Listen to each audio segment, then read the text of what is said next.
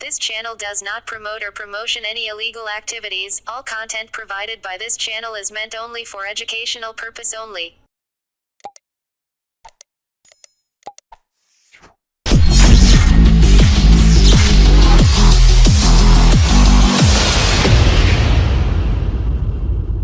যে আমাদের উদ্দেশ্য হচ্ছে রাস্তা পরিষ্কার করা।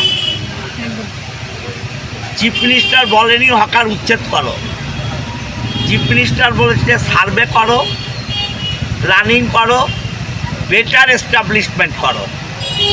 সার্ভে করা মানে এদের ডাটা নাও, প্ল্যানিং করা মানে এদের কোথাও করা যায় দেখো। সার্ভেই পুরো হলো না, প্ল্যানিং করতে হবে, প্ল্যানিং হলো না, উচ্ছেদ কেন হবে? এটা তো চিফ মিনিস্টার বলেনি। তাহলে যারা এটা করছে, যে বা যারা করছে, তারা চিফ মিনিস্টারের ভাবমূর্তি নষ্ট করছে। একদম চিফ মিনিস্টার বলছে গভর্নমেন্ট পলিসি যে কাউকে উচ্ছেদ করতে গেলে পুনর্বাসন দিতে হবে। আমরা রেলের বিরুদ্ধে লড়াই করি যে উচ্ছেদ করা যাবে না পুনর্বাসন ছাড়া, আবার আমরাই বলবো উচ্ছেদ করব। এটা হয়? উচ্ছেদ হবে না, বাট মানুষের অসুবিধাও হবে না। মানুষ যে রাস্তা দিয়ে চলবে, কেউ কেউ বলছে হকাররা রাস্তা জুড়ে নিচ্ছে।